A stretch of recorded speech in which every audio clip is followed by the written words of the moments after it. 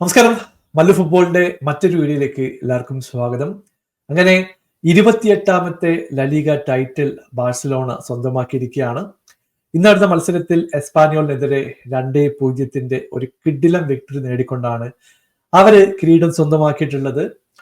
നമുക്ക് ഹാൻസി ഫ്ലിക്കിന് ഇതിലൊരു partial credit കൊടുത്തേ മതിയാവൂ. കാരണം പുള്ളി കൊണ്ടുവന്നിട്ടുള്ള 3-4 കാര്യങ്ങൾ. ഒന്ന്, ആ ടീമിനെ ടാക്ടിക്കലി ഹൈ ഇന്റൻസിറ്റി ഫുട്ബോൾ കളിക്കാൻ വേണ്ടി സെറ്റ് ചെയ്തു എന്നുള്ളത് തന്നെയാണ്. ഇപ്പൊ നമ്മള് പലപ്പോഴും പറയാറുണ്ട്, കളിയുടെ ആദ്യഘട്ടങ്ങളിലൊക്കെ ഹൈലൈൻ വെച്ചുകൊണ്ട് നല്ല രീതിയിൽ ഓഫ് സൈഡ് ട്രാപ്പൊക്കെ സെറ്റ് ചെയ്ത് വളരെ ഫ്ലോലെസ് ആയിട്ടുള്ള ഫുട്ബോൾ കളിക്കുന്ന ഒരു ടീമിനെ നമുക്ക് കാണാൻ സാധിച്ചു. പിന്നെ കുറച്ച് പ്ലേയേഴ്സിനെ ഫുള്ളി നടത്തിയിട്ടുള്ള ട്രാൻസ്ഫോർമേഷൻ, ഫോർ എക്സാമ്പിൾ റഫീനയുടെ കാര്യം. ഇപ്പൊ ഹാൻസി ഫ്ലിക്ക് വരുന്നതിന് മുമ്പുള്ള റഫീനെ നമ്മളൊക്കെ കണ്ടിട്ടുണ്ട്. പക്ഷേ പുള്ളി വിൽക്കാൻ പോകുന്നു എന്നുള്ള വാർത്ത വരെ ബാഴ്സയിൽ നിന്ന് വരുന്നുണ്ടായിരുന്നു. പക്ഷേ ഫ്ലിക്ക് വന്നതിന് ശേഷം ക്യാപ്റ്റൻ ആയിട്ടുള്ള റഫീന പുള്ളി കൊണ്ടുവന്നിട്ടുള്ള ഇമ്പാക്ട്, സ്കോർ ചെയ്തിട്ടുള്ള ഗോളുകൾ, അസിസ്റ്റ്, വേറെ ലെവൽ പെർഫോമൻസ് റഫീനയുടെ സൈഡിൽ നിന്ന് വന്നു എന്ന് പറയേണ്ടി വരും. അതുകൂടാതെ യങ്സ്റ്റേഴ്സിൽ കൊണ്ടുവന്നിട്ടുള്ള ഒരു ആത്മവിശ്വാസം, അത് പെഡ്രിയുടെ കാര്യത്തിലായാലും യമാലിന്റെ കാര്യത്തിലായാലും 100% സക്സസ് ആയി എന്ന് പറയേണ്ടി വരും. ഇവിടെ യമാല് 17 വയസ്സുള്ള പയ്യൻ ഒരു സീസണിൽ 41 ഗോളുകൾ സ്കോർ ചെയ്യാന്ന് പറഞ്ഞിട്ടുണ്ടെങ്കിൽ അൺബിലീവബിൾ സ്റ്റാറ്റാണ് യമാലില് നമ്മൾ കൊടുക്കുന്നത്. എനിക്ക് തോന്നുന്നു ഈ ഒരു ഏജ് ഗ്രൂപ്പിൽ വേൾഡിലെ വൺ ഓഫ് ദി ബെസ്റ്റ് ഇപ്പോ യമാല് തന്നെയാണ് എന്ന് പറയേണ്ടി വരും. കാരണം ഇന്ന് പുള്ളി സ്കോർ ചെയ്തിട്ടുള്ള ഒരു ഗോളുണ്ട്.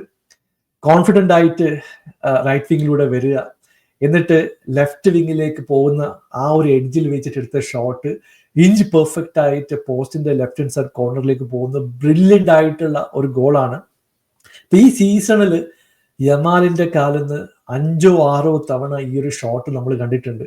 കർവ് ചെയ്തിട്ട് കയറുന്നു, direct shot, goal keeper test ചെയ്യുന്നു. പുള്ളിയുടെ കോൺഫിഡൻസ് എന്ന് പറയുന്നത് വേറെ ലെവൽ കോൺഫിഡൻസ് ആണ് എന്ന് പറയേണ്ടി വരും. അത് മാത്രമല്ല, ഇപ്പൊ ഡിഫൻസിൽ കുറച്ച് വൾണറബിലിറ്റീസ് ഉണ്ടായിരുന്നു. അതിന്റെ പ്രധാനപ്പെട്ട കാരണം ഈ ഒരു ഹൈലൈൻ തന്നെയാണ്. കാരണം നമുക്കറിയാം, റയലിനെ പോലുള്ള ടീമിനെതിരെ, അത്ലറ്റിക്കോക്കെതിരെയൊക്കെ കളിക്കുമ്പോൾ ഒരു ബോൾ മിഡ്ഫീൽഡിൽ നിന്ന് മിസ്സായി കഴിഞ്ഞിട്ടുണ്ടെങ്കിൽ വളരെ കൃത്യമായിട്ടുള്ള കൗണ്ടറുകൾ ബാഴ്സലോണയ്ക്കെതിരെ വരാൻ സാധ്യതയുണ്ട്. ഉറപ്പായിട്ടും വളരെ സക്സസ്ഫുൾ ആയിട്ടുള്ള ഒരു സീസണാണ് ബാഴ്സയുടെ സൈഡിൽ നിന്ന് നമ്മൾ കാണുന്നത്. എക്സ്പീരിയൻസ് പ്ലേയേഴ്സിന്റെയും യങ്സ്റ്റേഴ്സിന്റെയും ഒരു മിക്സ്ചർ തന്നെ ഫ്ലിക്ക് കളത്തിലിറക്കി. ഒരു 10-15 മത്സരങ്ങൾക്ക് മുമ്പ് അത്ലറ്റിക്കോ, റയലും ബാഴ്സലോണയും ഓരോ പോയിന്റിന്റെ ഡിഫറൻസ് ഉണ്ടായിരുന്ന സിറ്റുവേഷൻ ഉണ്ടായിരുന്നു. അവിടെ നിന്ന് കണ്ടിന്യൂസ് ആയിട്ട് പോയിന്റ് ഡ്രോപ്പ് ചെയ്യാതെ അതേ ഇന്റൻസിറ്റിയോടെ കളിച്ച് കിരീടം നേടിയ ഒരു ബാഴ്സ ടീമിനെയാണ് നമ്മൾ കണ്ടത്. വെൽ ഡിസേർവ് ആയിട്ടുള്ള ഒരു കിരീടം തന്നെയാണ്. മറ്റ് കുറച്ച് ട്രാൻസ്ഫർ വാർത്തകളും നമ്മൾ ഇന്ന് ഡിസ്കസ് ചെയ്യേണ്ടതുണ്ട്. അലക്സാണ്ടർ അർണോൾഡിന്റെ റയലിലേക്കുള്ള പ്രവേശനം ഏതാണ്ട് കൺഫേം ആയി. ഫബ്രീസിയോ റൊമാനോയുടെ സൈഡിൽ നിന്ന് ഹിർവിഗോ വന്നിട്ടുണ്ട്. നമുക്കറിയാം, ലിവർപൂളിന്റെ സൈഡിൽ നിന്ന് പുള്ളിയുടെ കോൺട്രാക്ട് എക്സ്റ്റെൻഡ് ചെയ്യാൻ വേണ്ടിയിട്ട് കാര്യമായിട്ടുള്ള ശ്രമങ്ങളൊന്നും നടന്നിട്ടുണ്ടായിരുന്നില്ല. 5 വർഷത്തെ കോൺട്രാക്ട് ആണ് റെയിൽ കൊടുത്തിട്ടുള്ളത്. എത്ര പൈസ പുള്ളിക്ക് കിട്ടി എന്നുള്ള കാര്യം നമുക്ക് വ്യക്തമായിട്ട് അറിയില്ല. എന്തായാലും ഫ്രീ ഏജന്റ് ആണ്. നല്ല രീതിയിലുള്ള ഒരു സാലറി റെയിൽ എന്തായാലും ഓഫർ ചെയ്തിട്ടുണ്ടാവും. മറ്റൊരു ന്യൂസ് വരുന്നത് ലിവർപൂളിന്റെ സൈഡിൽ നിന്നാണ്. നമുക്കറിയാം, ലെവർകൂസന്റെ റൈറ്റ് ബാക്ക് അല്ലെങ്കിൽ റൈറ്റ് വിങ് ബാക്ക് ആയിട്ട് കളിക്കുന്ന ജെർമി ഫ്രിംഗ്പോഗിനെ സൈൻ ചെയ്യാൻ വേണ്ടിയിട്ട് പുള്ളിയുടെ റിലീസ് ക്ലോസ് ട്രിഗർ ചെയ്യുന്നു എന്നുള്ള വാർത്തയാണ് ഫബ്രീസിയോ റൊമാനോ ഒക്കെ ഇപ്പൊ റിപ്പോർട്ട് ചെയ്യുന്നത്. പേഴ്സണൽ അഗ്രിമെന്റ് ഓൾമോസ്റ്റ് ആയി, ടോക്സ് അതിന്റെ അഡ്വാൻസ് ലെവലിലേക്ക് എത്തി എന്നുള്ള വാർത്ത ഇപ്പൊ കൺഫേം ആയിട്ടുണ്ട്. അത് മാത്രമല്ല, പുള്ളി വളരെ പോസിറ്റീവായിട്ട് റെസ്പോണ്ട് ചെയ്യുന്നുണ്ട്. എനിക്ക് തോന്നുന്നു നെക്സ്റ്റ് വീക്ക് ആകുമ്പോഴത്തേക്കും ഈ ഒരു കാര്യം കൺഫേം ആകും എന്നാണ് നമുക്കറിയാൻ സാധിക്കുന്നത്.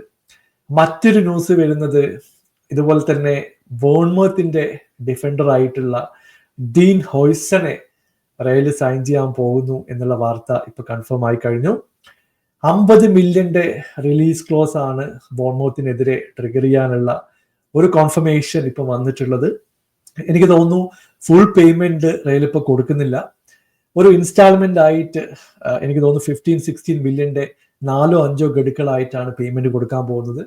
നമുക്കറിയാം, ഹോയ്സനെ സംബന്ധിച്ചിടത്തോളം പുള്ളി ബോൺമോത്തിൽ കൊണ്ടുവന്നിട്ടുള്ള ഒരു ഇമ്പാക്ട് എന്ന് പറയുന്നത് ബോൺമോത്തിന്റെ കളി കണ്ടാൽ നിങ്ങൾക്ക് മനസ്സിലാവും.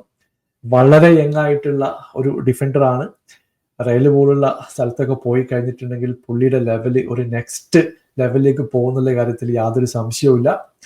എനിക്ക് തോന്നുന്നു ഗെയിം റീഡ് ചെയ്യാൻ പറ്റുന്ന നല്ല സ്പീഡുള്ള ഒരു പ്രോപ്പറായിട്ട് മണുകൊണ്ട് ഡിഫെൻഡ് ചെയ്യാൻ പറ്റുന്ന ഒരു പ്ലെയർ ആണ്. ഇനി ഇംപ്രൂവ് ചെയ്യേണ്ടതുണ്ട്. എന്തായാലും നല്ലൊരു ഭാവി നമ്മൾ ആശംസിക്കുകയാണ്. എന്തായാലും നിങ്ങളുടെ അഭിപ്രായം അറിയിക്കുക. പുതിയൊരു വീഡിയോയുമായി വീണ്ടും കാണാം. Thank you so much for watching. Bye for now.